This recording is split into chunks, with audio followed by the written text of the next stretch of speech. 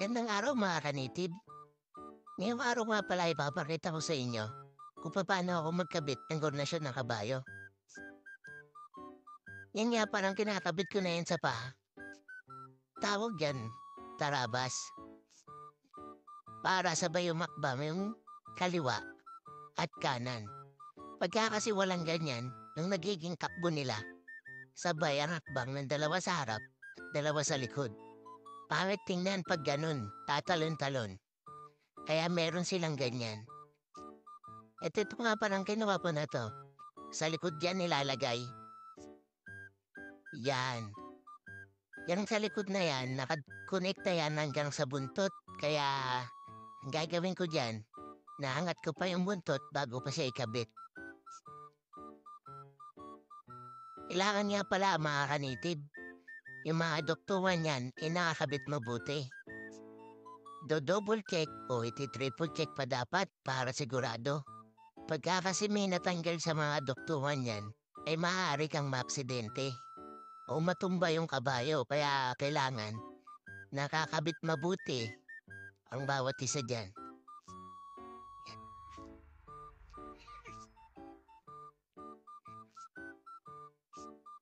Sa nagtatanong nga pala kung nakakalito yung pagkakabit niyan, siyempre mga ka-native sa umpisa nakakalito yan.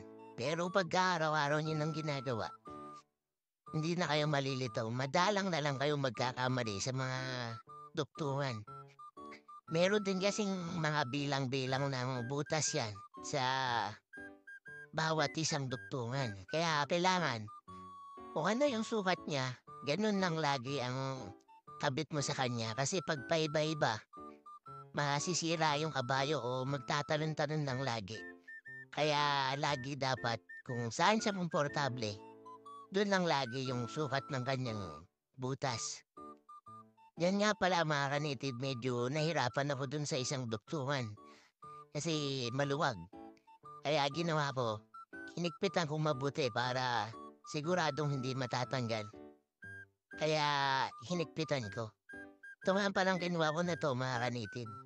Sa bibig naman yan nilalagay sa pinakamuka, takip sa mata, tsaka sa bibig. Yung sa bibig na yun yung pinakamanubela nila. Kumbaga sa motor, dun ka magkakaliwa at dun ka magkakanan.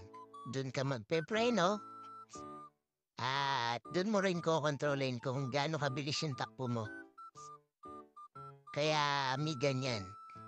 Yung takip naman sa mata mga ka-native, nakikita pa rin naman nila yung gilid niyan. Takip lang yun para lang hindi sobrang kitang-kita.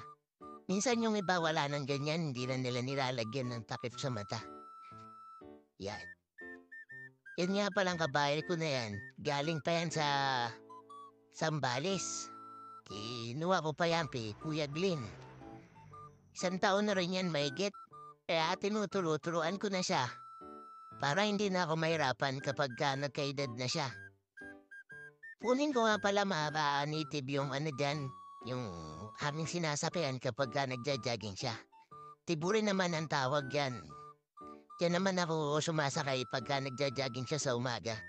Ayun mga ka-native, pa-like and share naman itong video na to. Salamat sa inyong panonood.